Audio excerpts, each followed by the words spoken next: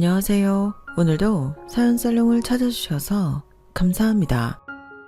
서울 외곽에 사는 30대 후반 한정화예요. 보통 남자는 늑대, 여자는 여우라는 말을 많이 하잖아요. 대부분 남자들도 자신이 늑대라는 말을 서슴없이 하고요. 이럴 때 사용하는 말은 이상하게 엉큼하다는 느낌을 주는 것 같은데요. 사실 그거 아세요?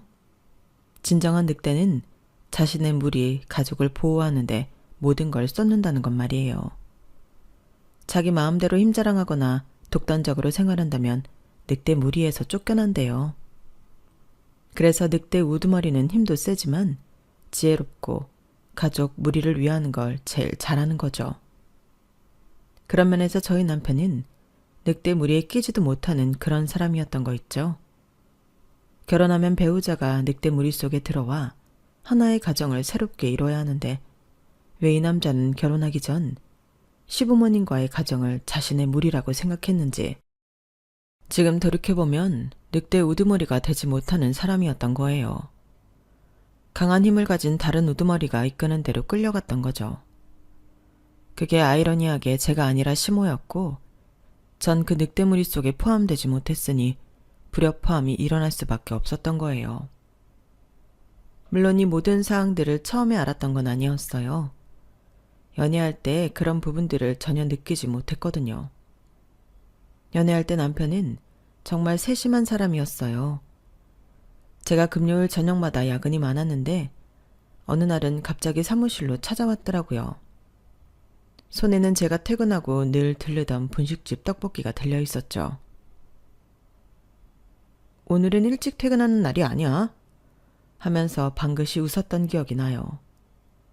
알고 보니 저희 팀장님께 몰래 전화해서 제 퇴근 시간을 물어봤더라고요. 그리고는 저희 회사 근처를 한참을 돌아다니면서 제가 좋아하는 분식집을 찾아다녔다고 하더라고요.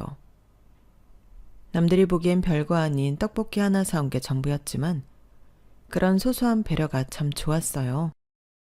회사 일로 스트레스 받을 때면 그래도 이 사람이 있으니까 하는 생각으로 버틸 수 있었죠. 또 어느 날은 제가 중요한 프로젝트 발표를 앞두고 있었어요. 발표 전날이라 긴장된 마음에 잠도 설치고 있는데 자정이 다 되어가는 시간에 문자가 왔더라고요. 잘 자, 내일 발표 잘할 거야. 끝나고 맛있는 거 먹으러 가자. 이런 짧은 메시지였는데 그 한마디에 마음이 한결 편해졌어요. 발표 당일 제가 일하는 건물 로비에서 기다리고 있더라고요. 점심시간에 맞춰서 일부러 회사 휴가를 내고 온 거였어요. 발표 끝나고 혼자 있음 더 긴장될까봐 옆에서 응원이라도 해주고 싶어서. 그런 말을 하는 남편의 손에는 종이봉투가 들려 있었는데요. 그 안엔 제가 긴장될 때마다 찾던 카페의 얼그레이 티가 들어있었어요. 따뜻하게 먹으라고 보온병에 담아왔더라고요. 그날 발표가 끝나고 나서는 제가 좋아하는 파스타집으로 데려가서는 오늘 정아씨가 주인공이니까 평소에 못 시켜 먹던 거 다 시켜요. 웃으며 했던 말이 아직도 생생해요. 연애할 때는 이런 작은 배려들이 쌓여서 이 사람이라면 평생 함께해도 좋겠다는 확신이 들었어요. 제 고민을 들어줄 때면 늘 진지한 표정으로 고개를 끄덕이면서 제 말에 귀 기울여주던 사람이었으니까요. 결혼하고 어떻게든 잘 살아보려고 아등바등하면서 주변의 변화를 제대로 인지하지 못했던 거죠. 결혼하고도 일을 계속했다면 좀 더 냉철하게 상황을 판단했을 수도 있는데요. 저는 그러지 못했네요. 회사에서는 제가 맡은 프로젝트마다 성과를 내면서 인정받기 시작하던 참이었거든요. 그때 임신 소식을 알게 됐어요. 기쁘면서도 불안했죠. 마침 제가 오랫동안 준비해온 대형 프로젝트의 클라이언트 미팅을 앞두고 있었거든요. 괜찮을 거라고 조금만 더 버티면 된다고 스스로를 다독였어요. 주변에서도 워킹맘으로 잘 살고 계신 분들이 많았으니까요. 하지만 현실은 녹록지 않았어요. 매일 아침 심한 입덧에 시달리면서도 커피로 버텼고 야근도 마다하지 않았죠. 그러다 결국 병원에서 유산증후가 있다는 말을 들었어요. 그때 남편이 처음으로 강하게 나섰어요. 그러지 말고 그만둬. 그러다 네 몸도 몸이지만 아이도 잘못되게 생겼어. 저는 그때까지도 고집을 부렸어요. 지금 생각하면 한심하지만 그땐 정말 프로젝트가 더 중요하다고 생각했나 봐요. 내가 이 프로젝트 얼마나 준비했는지 알잖아. 이제 발표가 코앞인데 여기서 빠지라고? 그러면 성과고 커리어고 다 없어지는 거 당신이 누구보다 잘 아는 거 아니야? 남편의 목소리가 평소보다 한 톤 높아졌어요. 알아. 아는데 그렇다고 그게 우리 아이를 대신할 수는 없는 거잖아. 나한테 화만 내지 말고 의사 말 당신도 들어서 잘 알잖아. 여기서 더 무리하면 아이 잘못될 수 있다는 거. 당신 들어놓고도 나한테 이렇게 억지 부릴 거야? 체력이 그렇게 강인한 것도 아니었지만 잦은 야근에 정신 없을 무렵 천사가 찾아왔다고 하면 좋겠지만 솔직히 마음이 복잡했어요. 늑대 우두머리는 아니어도 늑대 본능에 충실했던 남편. 신혼 초라 둘이 같이 있을 때면 나름 성실했던 게 이유라면 이유였겠죠. 그런데 두 번째로 유산 징후가 보였을 때는 정말 무서웠어요. 회사에서 중요한 회의가 있던 날이었는데 갑자기 화장실에서 출혈이 있었거든요. 앉아있기도 힘들 정도로 아팠는데 옆자리 언니가 제 안색을 보고는 바로 병원으로 데려갔어요. 아이는 축복이자 선물이었지만 한편으로는 발목을 잡는다는 느낌도 있었어요. 유산기가 보이면서 더 무리하면 아이를 잃을 수 있다는 의사의 경고를 두 번째 들어야 했거든요. 그제서야 본능적으로 더 이상 고집하면 안 된다는 생각이 들었어요. 회사에서는 눈치가 보였죠. 프로젝트 중간에 빠지게 된다고 수군거리고 임신한 제가 이기적이라는 말도 돌았어요. 자기 커리어만 생각하다가 아기까지 위험하게 만든다고요. 그래서 남편에게 더 예민하게 굴었던 것 같아요. 결국 자의반 타의반으로 회사를 그만두게 되었네요. 마지막 날 제 자리를 정리하면서 책상 서랍 안에 있던 승진 축하 케이크 사진을 보는데 갑자기 서러워서 눈물이 났어요.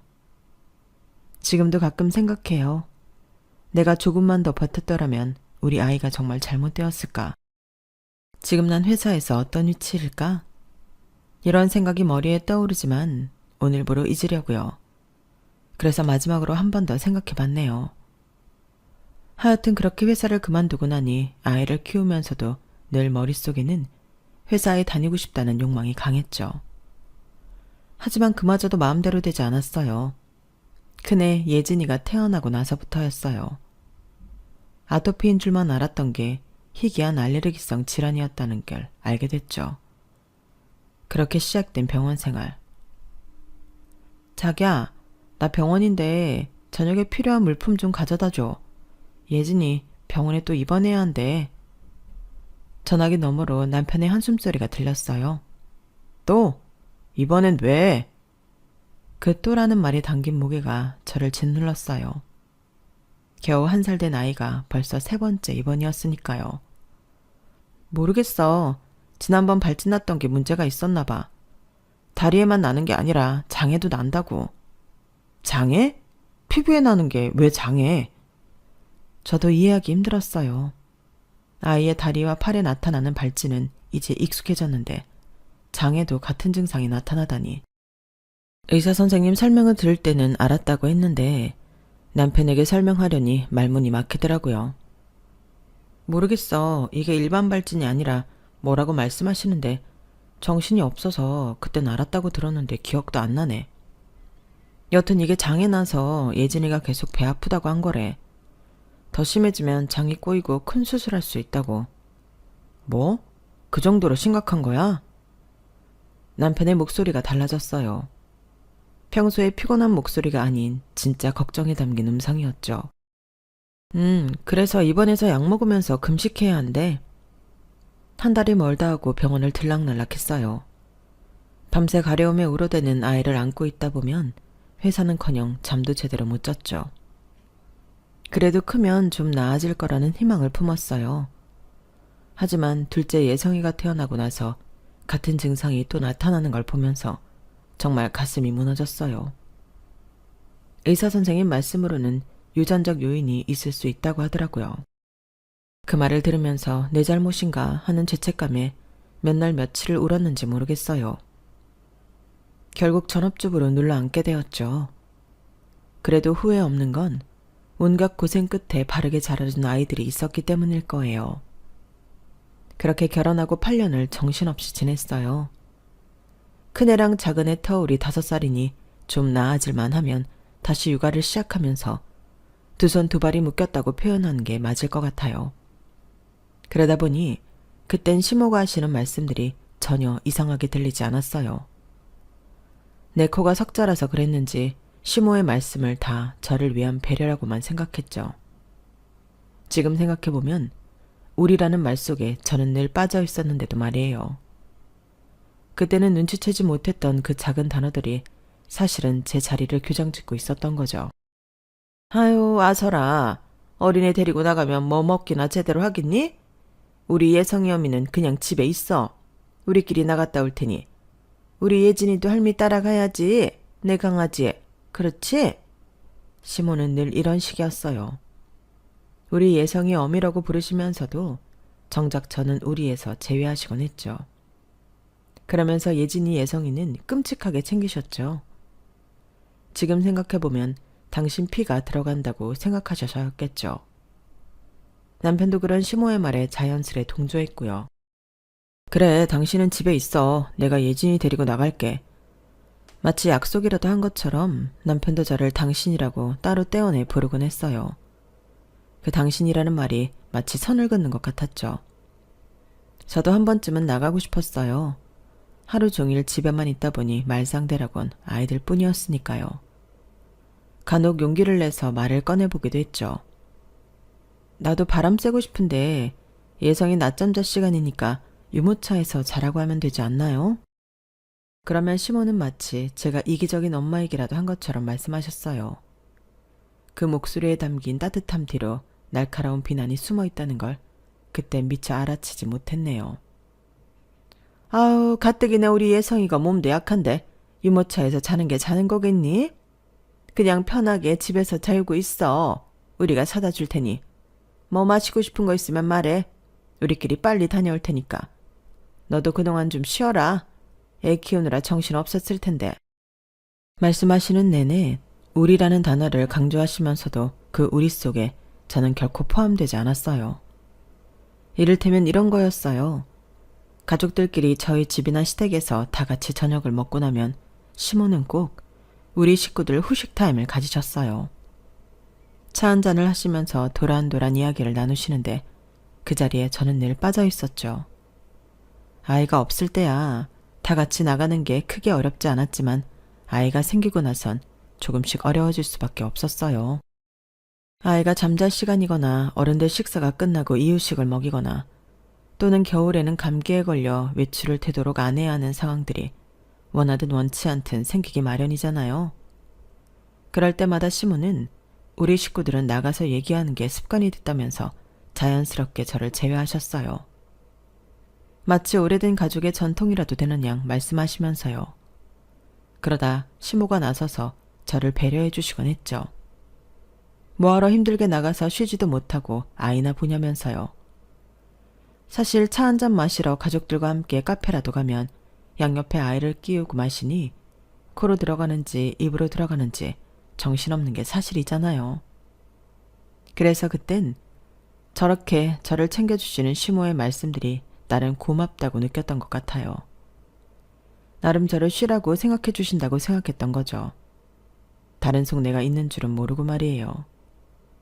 그런데 다 지나고 보니 말끝마다 시모는 우리 가족과 저를 교묘하게 구분 지으셨더라고요. 그 따뜻한 말투 속에 숨겨진 차가운 선이 있었다는 걸 이제 알게 된 거예요. 지금 떠오르는 건 결혼 초 아이가 생기기 전의 이야기예요. 명절 즈음이었을 거예요. 제가 과일 가게에서 복숭아를 사들고 시댁에 갔을 때였죠. 이거 뭐니? 딱 봐도 딱복인데 상영이가 말 안 하디? 시모의 목소리에 어딘가 모를 날이 서 있었어요. 저는 그때까지만 해도 단순히 복숭아의 종류를 물어보시는 줄만 알았죠. 어떻게 하셨어요? 딱복인 거? 상혁 씨가 별말 안 했는데요? 왜요? 뭐 문제 있어요? 아니, 우리 가족은 물복만 먹어. 딱딱하면 복숭아가 무슨 맛이야? 물이 흐르듯 단맛이 충분히 들어가야지 복숭아 먹는 맛이 있는 거지. 상영이가 말 안 했다고? 어릴 때부터 우리 집에서 먹는 게 물복이었는데? 시모는 우리 가족이라는 말을 꽤나 강조하면서 말씀하셨어요. 마치 제가 그 우리에 속하지 않는다는 걸 확실히 하고 싶으신 것처럼요. 게다가 남편까지 거들었죠. 엄마 왜? 무슨 일인데? 아니 청아가 글쎄 떡볶이를 사왔잖니. 우리 가족 아무도 안 먹는데. 아 진짜? 나는 복숭아 사온다고 해서 당연히 물복 살 줄 알았지. 떡볶 먹는 사람도 있어? 우리 가족 다 물복 아니야? 남편의 말에 시모는 더욱 힘을 받으신 듯 했어요. 그러게 누가 아니라니. 우리 식구들 다 물복인데 누가 먹으라고 떡볶을 이렇게나 많이 사왔는지 싱싱하기만 하네. 먹다가 이빨 다 나가는 거 아닌지 몰라. 우리 식구들이라는 말을 하시면서 시모는 저를 빤히 쳐다보셨어요. 지금 생각해보면 그때부터였던 것 같아요. 시모가 저를 우리 가족에서 슬쩍슬쩍 빼놓으시던 게요. 심지어 남편도 그런 시모의 말씀에 자연스레 동조하면서 저는 점점 더 외톨이가 되어갔던 거죠. 가족이라는 이름의 동그라미 안에서 저만 살짝 비켜나 있는 듯한 그런 느낌이었어요. 복숭아 하나를 두고도 이렇게 우리와 너를 가르치는 걸 보면서 이게 단순히 과일 취향의 문제가 아니라는 걸 그때는 왜 몰랐을까요? 그런데 작년 가을, 며칠 전부터 시댁에서 분주한 기색이 느껴졌어요. 장보기도 평소보다 많이 하시고 집 청소도 하시고 시댁에 가까워서 오가며 자주 들렀던 편인데 갈 때마다 분주하시더라고요. 갑자기 이런 시댁 뭐 좋다고 자주 갔냐고 분명 뭐라고 하시는 분들이 계실 것 같은데요. 그땐 아이들이 할머니를 좋아해서 자주 가자고 했고 어머님도 아이들한텐 정말 끔찍하셔서 가게 되었던 것 같아요. 하여튼 그러더니 어느 날 남편이 갑자기 말하더라고요. 나 오늘 저녁에 집에 좀 가봐야 할 것 같아. 왜 무슨 일이 있어? 큰아버지 회갑이셔서 저녁 식사 같이 하신다고. 잠깐만, 큰아버님 회갑이면 다들 모이는 자리 아니야? 나는 왜 이제야 듣는 거야? 엄마가 당신한테는 이야기하지 말랬는데 괜히 신경 쓴다고. 애들도 아프고 힘들 텐데 쉬라고. 지금 그게 말이 돼? 내가 애들 엄마고 며느린데? 큰아버님 회갑인데 내가 빠진다는 게 말이 되는 소리야? 도무지 이 상황을 어떻게 이해해야 할지 모르겠더라고요. 그래서 바로 시어머님께 전화를 걸었죠. 어머니, 오늘 큰아버님 회갑이시라면서요? 말하지 말랬는데 귀엽고 말했나 보네. 맞아. 그런데 크게 잔치처럼 하는 것도 아니고 너 몸도 약하니까 신경 쓰지 말라고 이야기하지 말랬어. 어머니, 그래도 가족 행사인데 며느리가 빠지는 게 어딨어요. 친척들 오시면 다들 한마디 하실 텐데 저도 준비하고 갈게요.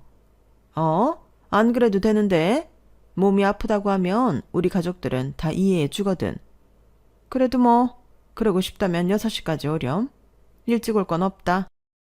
시어머님은 잠시 당황하시더니 마지못해 허락하시는 것 같은 그 말투로 전화를 끊으시더라고요. 저한테는 6시까지 오랬는데 남편은 미리 가서 돕는다며 아이들을 데리고 시댁으로 가더군요.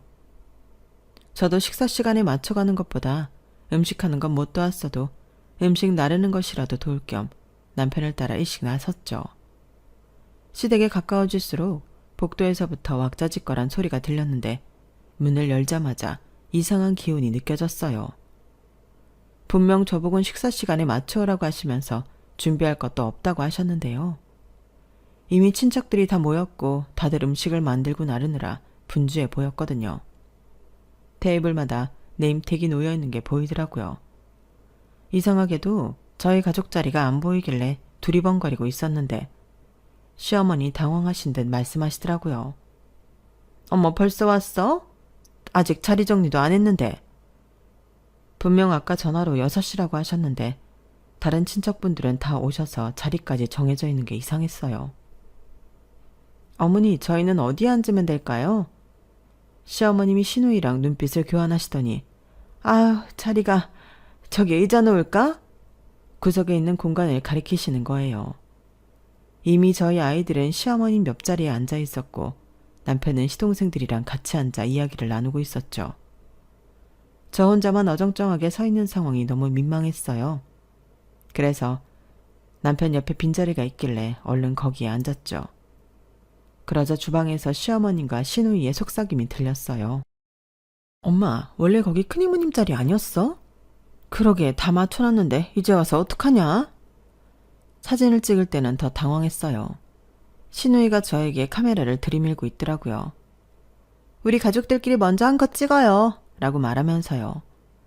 제 아이들은 시어머님 양옆에서 환하게 웃고 있는데 정작 저는 카메라 뒤에 서 있어야 했죠. 여기 탁자 위에 올려두고 타이머 맞춰둘게요. 다 같이 찍어요. 라고 말하며 가족들 사이에 자리를 비집으니 갑자기 분위기가 싸해지더라고요. 돌아오는 길에 남편한테 따져 물었어요. 오늘 상황 이상하지 않았어? 나보고 6시에 오라면서 다들 미리 모여 있었잖아. 거기다 자리 배치해서 내 자리만 빼고 다 있었던 것도. 뭐가? 우리 친척들이 좀 그래. 정해진 시간보다 일찍 와서 이야기하는 거 좋아하거든. 막내 삼촌은 6시에 왔잖아. 사람에 따라 다른 거지. 뭘 그런 걸 신경 쓰고 그래. 남편은 대수롭지 않다는 듯 오히려 절 예민하게 취급하더라고요. 더 따지긴 했었는데 우리 가족들이, 우리 친척들이 원래 그런다는 말을 반복하니 더 할 말도 있었죠. 자잘한 것들이 기억도 나지 않을 만큼 반복되었지만 그날 이후로 더 확실하게 알게 됐던 것 같아요. 제가 아무리 노력해도 우리가 될 수 없다는 걸요. 거기다 남편은 그걸 당연하게 여기고 있다는 것도요. 결정적인 건 그 다음에 일어났죠. 설날이 다가오면서 시모가 분주해졌습니다. 연말부터 시작된 수근거림이 점점 더 커졌죠. 시누이와 자주 다니더니 쇼핑백을 잔뜩 들고 오시곤 했어요. 어느 날 시모가 저에게 말씀하셨죠. 이번 설날에 우리 가족 다 같이 해외여행 가기로 했어. 여권 준비하고 있어야 해. 애들 여권 있지? 여행이요? 그래. 조상덕 제대로 보는 후손들은 명절에 제사상 차리는 게 아니라 해외여행 다닌다잖니. 올해부턴 우리 가족도 제사 싹 다 없애고 해외여행 다닐까 해. 나도 작년 다르고 올해 다르고 젊었을 때 좋은 구경 해야지. 나이 들면 다 소용없는 거야. 평소 시어머니는 제사를 중요하게 생각하시진 않았어요. 시아버님이 원하시니까 마지못해 하는 형식인데 언젠간 꼭 제사를 없애겠다는 말을 입버릇처럼 하셨죠. 그리고 그게 드디어 빛을 발휘했다고 생각했어요. 갑자기 제사를 없앤다고 하면 가족들도 이상하게 생각하고 아버님도 동의를 안 했겠지만 제가 결혼한 이후 어머님이 매년 하셨던 말씀이기에 가족들 모두 올 것이 왔다는 느낌이었던 것 같거든요. 더군다나 어머님이 이미 장소도 선정하시고 비행기표랑 숙박까지 예매가 끝났다고 말씀하시는 터라 가족 모두 별다른 토를 달지 않고 이번 연휴에는 해외여행을 간다고 생각했죠. 아이들은 아직 2년 전 괌에 다녀왔기에 여권에 문제가 없었어요. 하지만 저는 올해까지 만료라 내년 설 여행을 준비하려면 갱신해야 했죠. 시모는 신우와 이야기를 나눌 때면 들뜬 목소리를 숨기지 못하셨어요. 아유, 우리 예진이는 수영장 있는 호텔이라 좋아하겠다. 맞아요, 엄마. 예성이도 물놀이 좋아하잖아요. 그러니까 이번에 우리 손주들 물놀이 실컷 시켜줘야지. 어머니, 어디로 가는데요? 어디냐니? 설날 해외여행 간다고 말씀만 하시고 어디로 간다는 말씀은 안 해주셨잖아요. 내가 말 안 했다고? 다낭으로 간다고 분명 말했는데? 순간 이상하다는 느낌을 받았어요. 어머님은 분명 말씀하셨다고 했는데 전 처음 듣는 이야기였거든요. 그러고 보니 어머님이 해외여행 간다고 말을 꺼냈을 때 가족 누구도 어디로 가냐고 묻지 않았던 게 떠올랐어요. 순간 저 모르게 어머님이 평소에 말씀하시는 우리 가족끼리 진행했나 싶었지만 그냥 제가 예민했다고 지나쳤네요. 가족여행을 함께 다녀오면 달라질 거라는 막연한 기대가 있었던 것 같아요. 며칠 뒤 남편이 퇴근하고 들어와서는 아이들 방으로 가더니 서랍을 뒤적이기 시작했어요. 뭐 찾아? 애들 여권. 엄마가 확인하고 싶다고 하시네. 내가 어머님께 애들 여권 괜찮다고 말씀드렸는데 혹시 여행사에 넘겨야 해서 그래? 내 여권도 꺼내줘? 어? 아니야, 됐어. 그냥 엄마가 애들 것만 본다고 하셨어. 순간 찝찝했지만 이해가 되기도 했어요. 시모는 늘 그러셨으니까요. 제가 아무리 마음에 들지 않아도 손주들만큼은 끔찍이 챙기시는 분이었죠. 그래서 또 넘어갔네요. 설날이 다가올수록 시모와 시누이의 분주함은 커져갔어요. 이제는 아예 대놓고 제 앞에서 여행 이야기를 하시더라고요.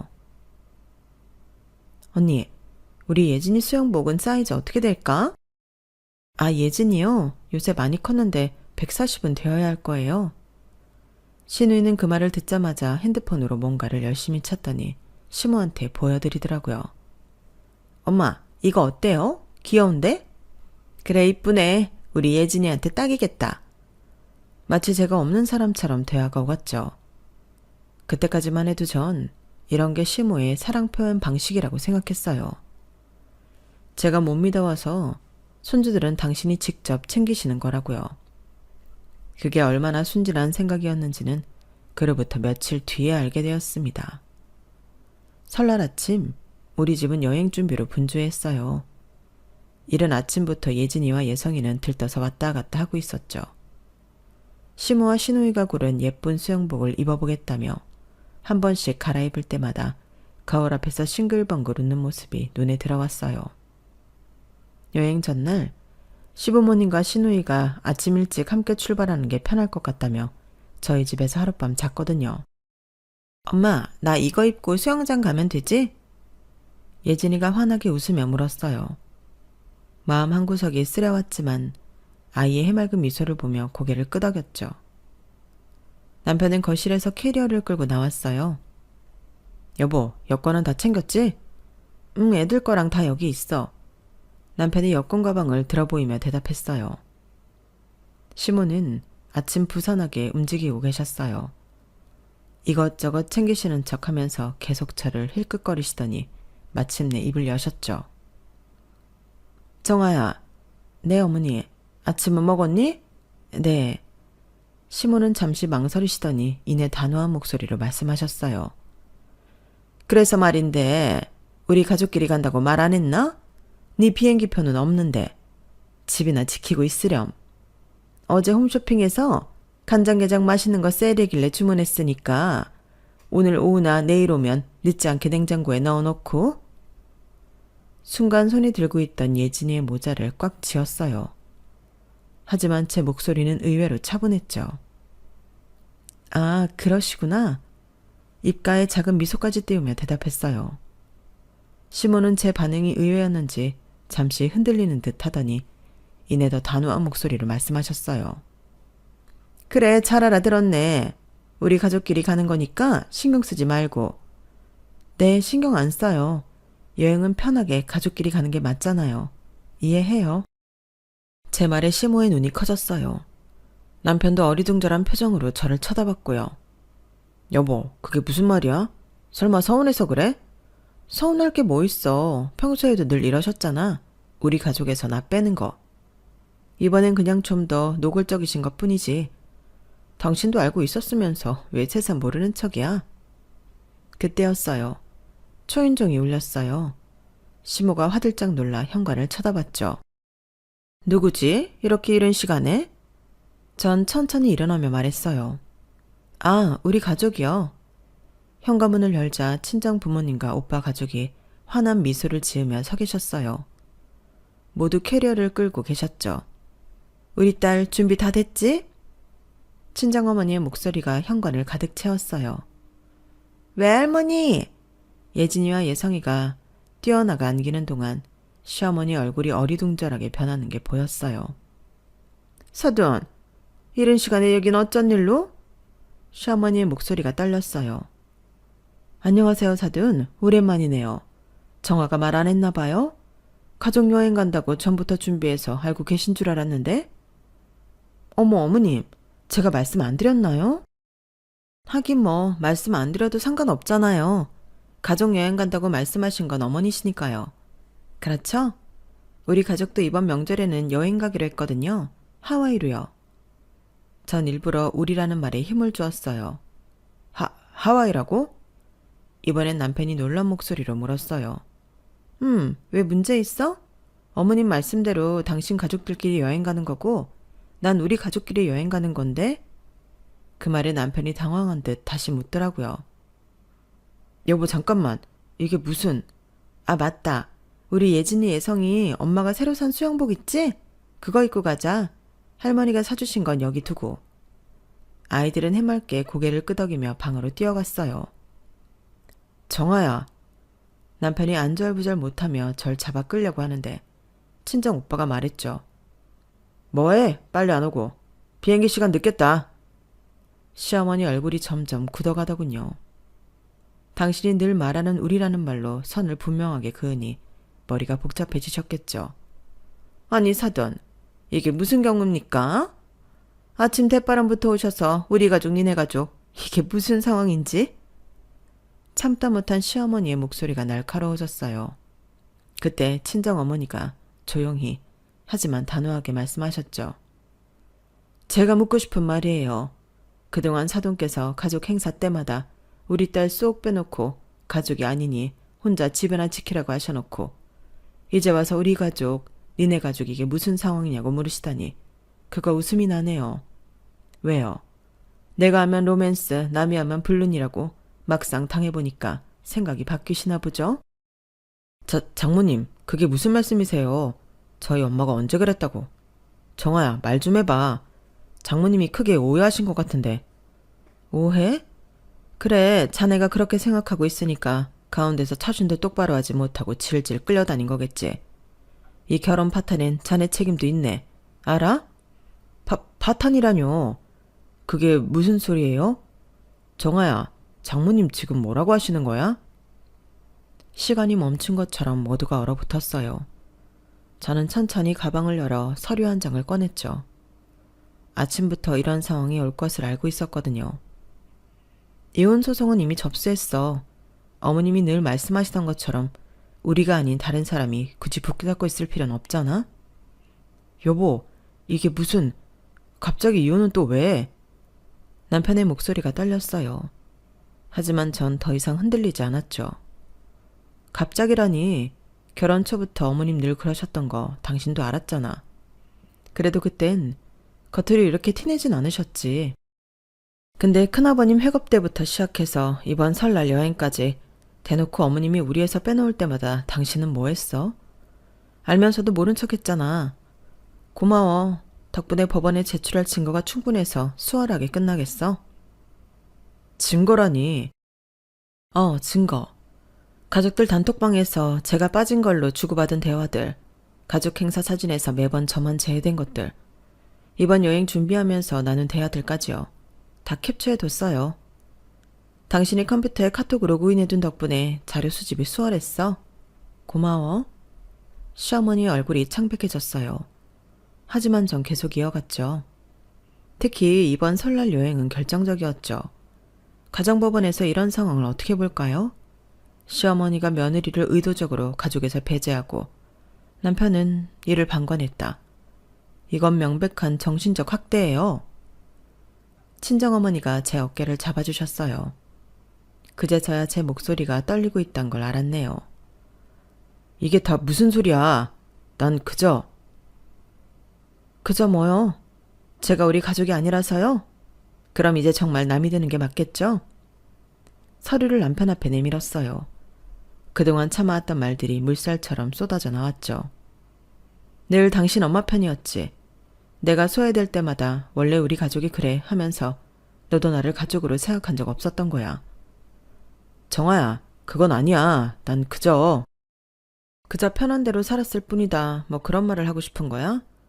내가 불편해하고 소외되는 걸 알면서도 어머님 말씀대로 따르는 게 편했던 거라고? 시어머니가 갑자기 발끈하셨어요. 갑자기 이게 대체 무슨 말이야? 내가 언제 너를... 어머님, 이제 와서 발뺌하실 생각 마세요. 제가 가지고 있는 증거들이면 충분해요. 이혼 소송에서 유리한 고지를 점할 수 있다고 변호사님도 말씀하셨거든요. 남편이 고개를 떨구고 서 있었어요. 이런 걸 전혀 예상하지 못했다는 듯 시어머님이 어떻게든 해주길 바라는 것 같았죠. 그런 남편을 보며 마지막 말을 덧붙였어요. 네가 늘 하던 말 있잖아. 우리 가족은 원래 그래. 그 말 이제는 내가 그 말을 해볼게. 우리 가족은 구성원 한 명 한 명을 소중히 여기거든. 그래서 난 우리 가족과 함께 가기로 했어. 예진이와 예성이가 짐을 들고 나왔을 때 시어머니가 다급하게 외쳤어요. 예진이 예성이는 왜? 네가 그렇게 생각하든 뭐든 상관없지만 애들은 놔두고 가라. 얘들아, 할미랑 가자. 어? 왜요? 예진이 예성이는 우리 핏줄이다. 뭐 이런 말씀 하시라고요? 그럼 깨세요. 애들은 제가 양육권 청구할 거예요. 당연히 친권도요. 어머님처럼 가족이라는 이름으로 상처 주는 일은 없을 거예요. 마지막으로 남편을 바라봤죠. 이혼 서류는 잘 읽어봐. 그동안 우리에서 빠져있던 내가 이제는 완전히 선을 긋고자 하니까. 아참, 하나 더 말해둘 게 있어. 고개를 푹 숙이고 있던 남편이 힘없이 쳐다봤어요. 이 집 내일이면 소유권 이전 등기가 완료돼. 벌써 계약금도 받았고. 뭐라고? 남편의 얼굴이 하얗게 변했어요. 기억나? 결혼하기 전에 이 집 살 때 시댁이 이주택이라 세금 문제 때문에 급하게 내 명의로 해야 한다고 했었지? 시세보다 훨씬 싸게 나온 매물이라 놓치면 안 된다면서. 시어머니가 벌떡 일어나셨어요. 이년이 진짜? 그거 우리가 알아본 집이잖아. 세금 때문에 잠시 네 명의로 해놓은 거였지. 나중에 바꾸기로 했잖아. 이제 본심이 나오시네요. 그때 당신들이 한 말 잊었어요? 공동명의로 바꾸면 또 세금 많이 나온다고. 이사가서 하자고 해놓고 왜 내 탓이라고 말하는지. 남편이 달려들어 제 팔을 잡았어요. 정아야, 이러지 마. 우리 집인데. 이거 놔. 착각하지 마. 법적으로 이 집은 내 단독 소유야. 이제 와서 우리 집은 무슨. 등기부 등본 확인해보면 명확하잖아? 시어머니 얼굴이 붉어지셨어요. 뭐, 그래서 하고 싶은 말이 뭔데? 우리 보고 나가기라도 하라는 거야? 당연히 나가야죠. 남의 집에 살 이유 없잖아요. 어머님 원래 이 사람이랑 단란하게 옆에 끼고 살고 싶으셨던 거 아니었어요? 소원 이루셨네요. 오히려 저한테 고마워하셔야죠. 희방하려니? 시어머니가 손찌검 하러 달려들었지만 친정 오빠가 막아섰어요. 남편은 마지막으로 애원하듯 말하더라고요. 정아야, 우리 다시 한번 생각해보자. 이러지 말고. 내가 잘할게. 어? 아들아, 정신 차려. 잘하긴 뭘 잘해. 내가 처음부터 그랬지. 집안에 여자 하나 잘못 들이면 이런 일이 생긴다고. 회사 그만두더니 몸은 또 왜 그리 약하대? 내 아들 등골 빼먹으면서 이제는 집까지 뺏어가겠다고? 시어머니의 목소리가 도끼를 품은 듯 옆에 친정엄마가 계신 것도 잊으신 채 악랄하게 내뱉으시더라고요. 내가 얼마나 말렸었는데 저런 애랑 결혼해봤자 이득될 거 하나 없다고. 아, 봐라. 결국 내 말이 맞지? 아휴, 집안에 여자 하나 잘못 들여서 이게 무슨 망조래.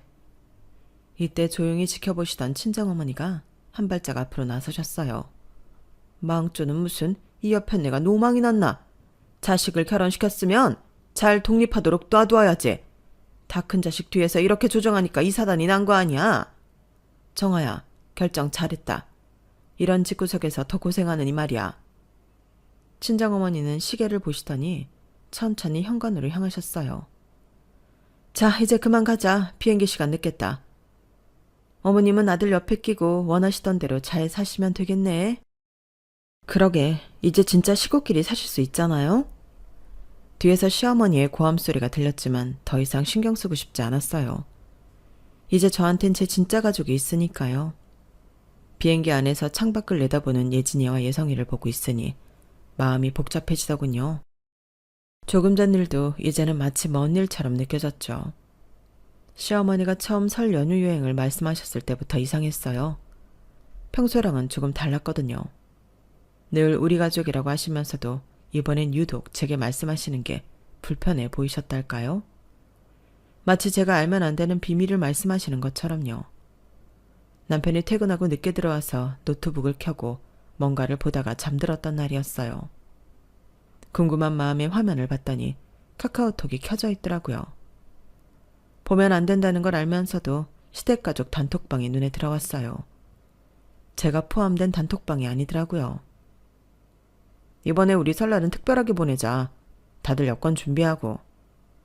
오빠, 다낭 호텔 사진 좀 보내줘. 어울리는 옷 좀 세팅해두게. 여기 수영장 좋아 보이지? 우리 예진이 예성이가 정말 좋아할 거야. 응, 그러네. 애들도 데리고 갈 거면 차라리 애들 맡길 수 있는 데로 가는 게 나을 뻔했어. 요즘 그런 곳 많던데. 아우, 아서라. 내 새끼를 어디다 맡겨? 우리 가족끼리 같이 다니면서 추억 만들자는 건데. 하긴 말도 잘 듣고 착한 편이라 별다르게 수고할 건 없으니까. 다른 건 몰라도 애들 하나는 잘 키웠어. 그거라도 해야지. 지가 할 일이 뭐 있다고. 근데 정말 언니한테 말 안 해도 돼? 언니도 가는 줄 알고 이것저것 준비하는 것 같은데? 준비하던 말던 내가 알게 뭐야. 난 분명히 우리 가족끼리 간다고 말했어. 눈치가 있으면 알아듣겠지 뭐. 그나저나 상혁아, 너 혹시 날 실수하지 마. 기분 좋게 떠나려면 정화는 몰라야 해.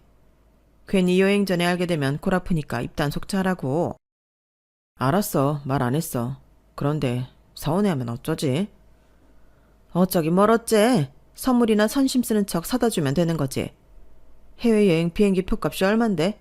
가족 외 사람까지 데리고 가니? 여하튼 입단속들 잘해. 가슴이 덜컥 내려앉았어요. 시어머니는 그렇다 쳐도 그 모든 대화를 보고도 동조했던 남편에 대한 배신감이 생각보다 컸죠. 중간에서 제대로 된 역할을 못한다는 건 알았지만 이 정도일 줄 정말 상상도 못했으니까요. 그날 밤 잠도 안 오고 머리가 복잡했어요.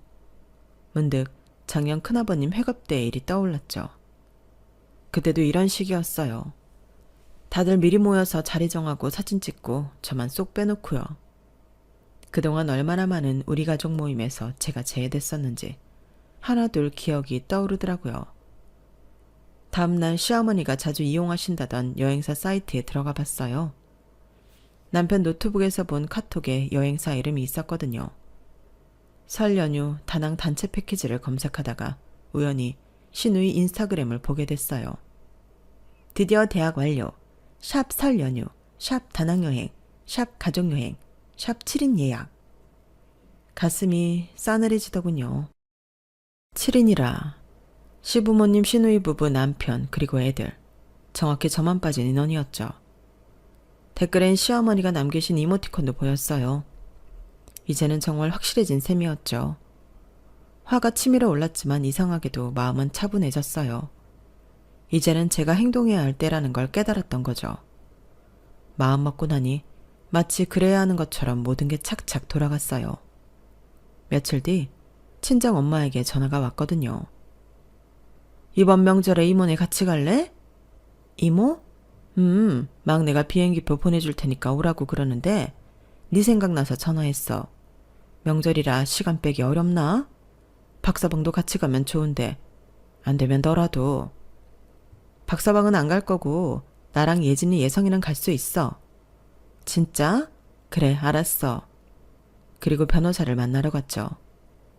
큰아버님 회갑 때부터 차곡차곡 모아둔 사진들, 제가 빠진 가족 모임 기록들, 그리고 이번 여행권까지. 변호사님은 이런 지속적인 정신적 학대가 이혼 소송에서 중요한 증거가 될 거라고 하시더라고요.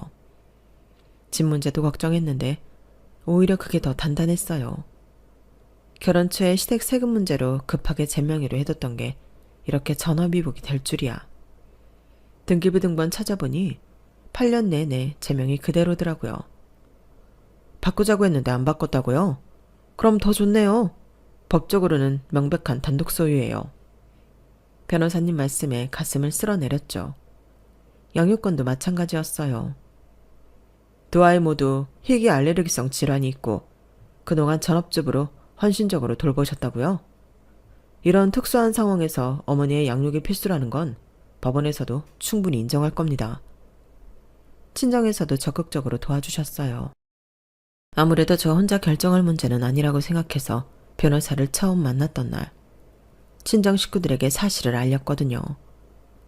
당장 시댁에 쫓아간다는 친정엄마를 말리느라 애를 먹었지만 속은 시원했죠. 든든한 내 편, 내 가족이 있다는 게 이렇게 든든하다는 걸 새삼 알았던 거죠. 친정엄마가 찾아가 따졌다면 그 순간 속은 시원했겠지만 확실한 복수를 할 수 없다는 생각에 말렸는데 그게 결과적으로 더 좋았던 것 같아요. 친정오빠는 자신이 운영하는 회사에서 일자리도 제안해 주더라고요. 정아야, 네가 예전에 회사에서 성과 냈다며? 우리 회사 마케팅팀에서 일해볼래? 처음엔 시간제로 시작해서 아이들 돌보면서 천천히 적응해보고. 하와이 여행을 다녀오자마자 전 새집으로 들어갔어요. 이미 다 준비해둔 거였죠. 집을 내놓으면서 친정 근처로 이사갈 집도 계약해뒀거든요. 그동안 가족이라는 테두리 밖에서 겉돌았던 외로움이 하와이 가족여행으로 모두 깨끗하게 사라졌다는 게 신기했어요. 진짜로 내가 소속된 곳, 진정한 가족의 의미를 깨닫고 나니까 그동안 받았던 대우가 주마등처럼 스쳐 지나가더라고요. 지금 생각해보면 우습네요. 제가 처음에 했던 늑대 이야기 기억하시나요?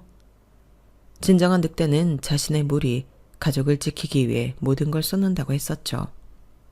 그런데 전 지금까지 잘못된 무리에 속하려고 안간 힘을 썼던 거예요.